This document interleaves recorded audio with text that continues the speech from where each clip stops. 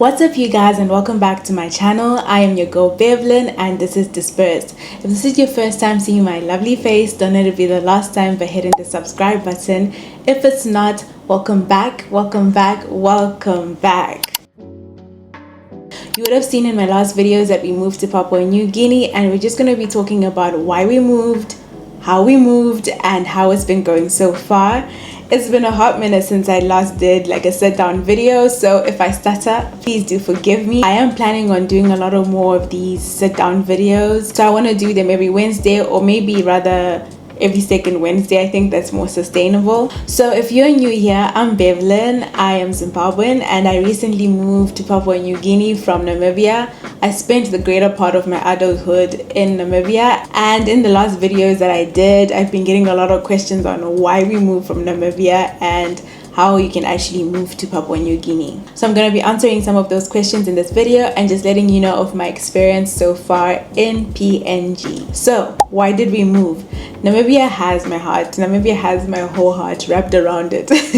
Like I mentioned before, I spent the greater part of my adulthood there, and I actually would have loved to raise my child there, grow my family there, settle there and have a home as Namibia. But unfortunately, because of the immigration status there, I just felt like I wouldn't have the security in the long term, and that would stop me from reaching my long-term goals, like buying a house. So the work permits in Namibia are like 2.5 years maximum. That's the maximum I've gotten. You can't make long-term plans with 2.5 years.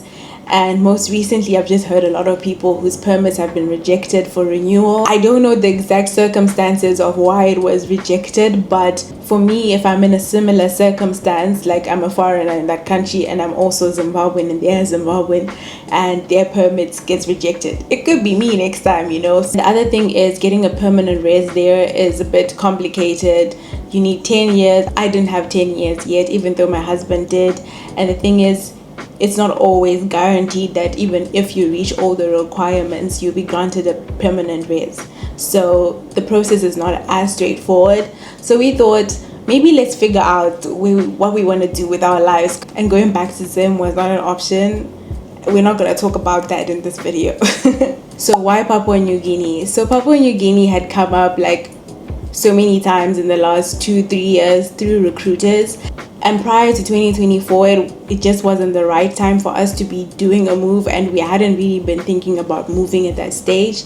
And then when we were in the process of trying to figure out where we're going to go, what we're going to do, if we're going to stay in Namibia, another recruiter came again with Papua New Guinea. It's a country we hadn't heard about or even considered. And at that stage, when the recruiter came to us, we had already secured a job in New Zealand, and we were already set and ready to go. We were literally just about to sign our contracts. We'd done the whole interview process and we were successful with securing jobs in New Zealand. And now it was time for us to sign the contracts, and this recruiter just came. A lot of things that are at play at this stage, you want to buy a house, the economy is just fighting you financially. You want to go somewhere where you know that it'll be stable for you and your family. And then this contract comes along. We did our research about Papua New Guinea. We spoke to a lot of people that were here just to find out what it's been like for them and how they've been managing, because there isn't a lot of good media about PNG. You want to hear it from people who are actually here, who have moved here. We did compare the contracts, and the contract here was much better financially speaking. We did the whole pros and cons list of oh, we have a baby, do we want to go raise our child there? And we figured the baby is not even a year yet, so why not just go there, do the contract. The contract that we were being offered was 3 years, and we're we do the contract, and by the time the contract ends, we would have figured out where we want to go, what we want to do with our lives and all that jazz. I felt like it was enough time. So if you're coming for work here, it's typically because there's a skill shortage in the market. The government decides what skills they need, and then they put it on a list to say this is the skills we need. And then if your profession is on that list, you'll be able to get in on a work permit. Typically it's on a contract basis, and whenever the government feels it's no longer a scarce skill, they'll obviously remove it from the list. And then I don't know what's going to happen after that. How has it been so far? So it's been 4 months since we've been here, and guys, when I tell you, this country is absolutely stunning.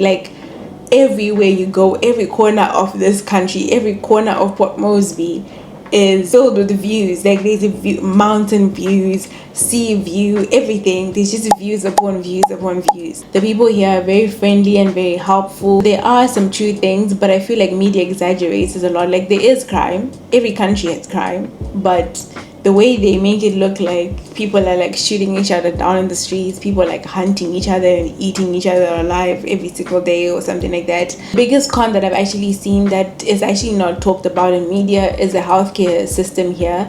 I mean, even the locals here even complain about it. The hospitals here, the healthcare system here is not great at all. Very underfunded. Equipment is there, but the service is slow.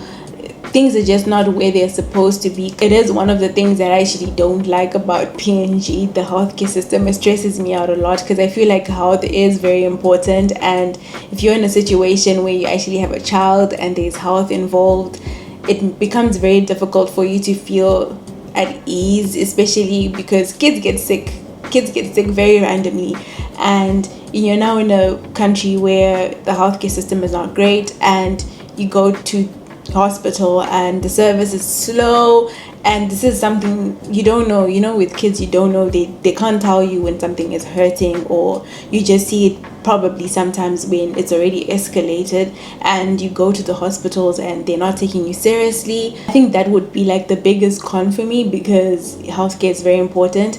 There are other things that are like cons, like the banking system or other services that are still behind in terms of technology compared to what I've experienced in the past in other countries.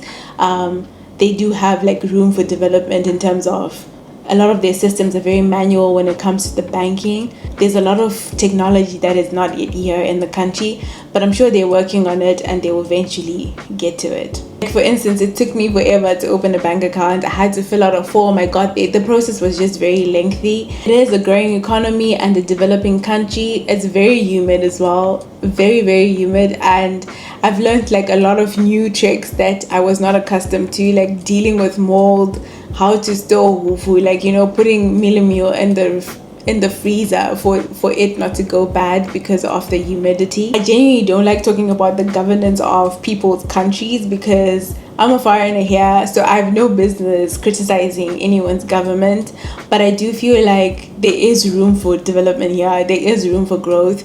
The government can do so much better. The currency is very strong compared to the rand, the Namibian dollar, and it's also like a competing currency compared to like the US dollar or the Australian dollar. You find that if you actually want to be saving money, you can actually do that.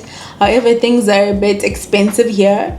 Not a bit, things are expensive here. There's no way to sugarcoat that. Things are very expensive here. You will have more buying power if you want to like save money and use it when you're back home. And one of the biggest questions I've been getting since I got here is the media accurate?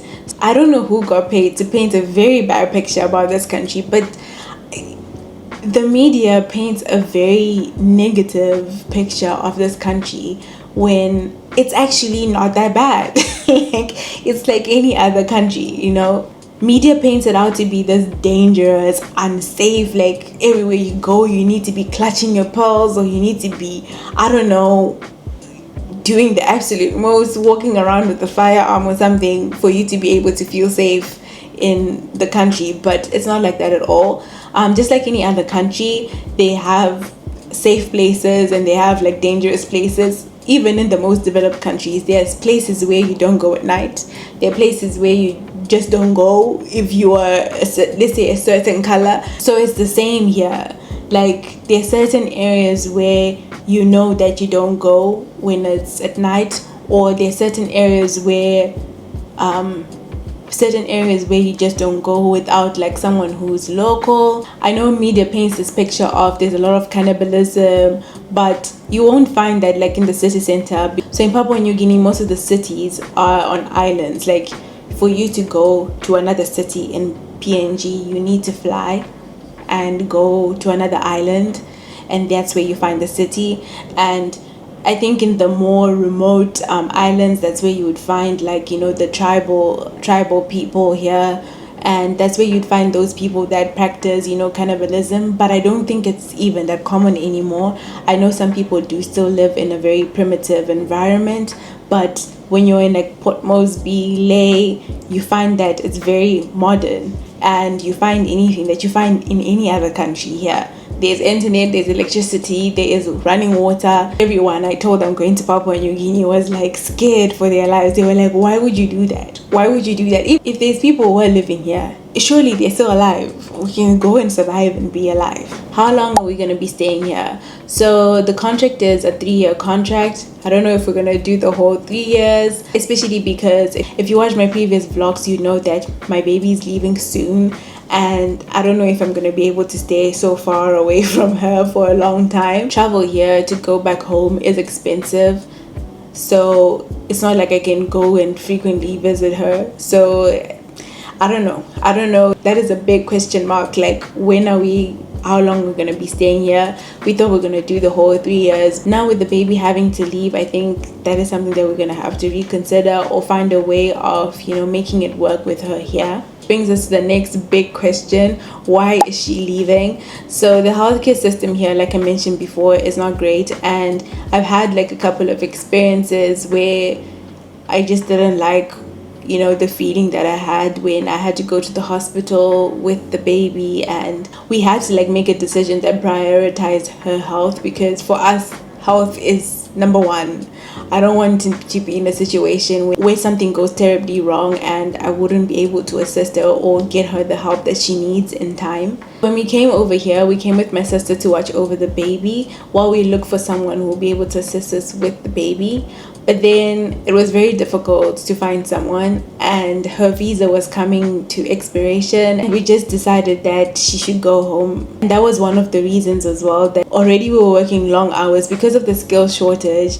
The job description, the responsibilities are even more. You're doing a job of a manager, you're doing a job of a junior, you're executing work and reviewing work. So there's a lot of work to do so that you fill up the gap. And then you come back home, you're tired, you're not giving your child attention. If we had found someone, she was going to be spending the whole day with someone else, or maybe go to daycare, and then you come back home, you're so exhausted, you can't spend time with her. So we just thought maybe she should just go back home where, there's more people like grandparents, aunts, uncles and everything who can show us some love while she's there. And while we figure out what to do, knowing what I know now, would I make the same decision of coming here? Absolutely. I think if we didn't have a baby involved, this would be a great place to actually grow your career. If you're a person who likes to impart knowledge, to train other people, especially if you're an audit, this would be a great opportunity to do that, to share your knowledge, to help someone else in their development, which is what audit firms are all about. So I think I would make that decision, but because there's a baby involved, I don't think I would, especially because of the healthcare system. One of my goals while I'm here is to actually contribute to, creating a positive image about this country, because there is a lot of negative media about PNG, and I feel like it makes it very difficult to make a decision about whether you want to come here or not. If you see those negative things, those negative images, you just might cancel it and write it off. So I will be doing a whole lot of exploring PNG and sharing it with you guys through vlogs. And if that's something you want to see, please don't forget to hit the subscribe button. And if you have enjoyed this video, please don't forget to give it a big fat thumbs up. Comment down below, guys. Let me know what you thought about PNG before you watch this video, and if your mindset has changed. Thank you for watching. I'll catch you guys on my next one. Bye.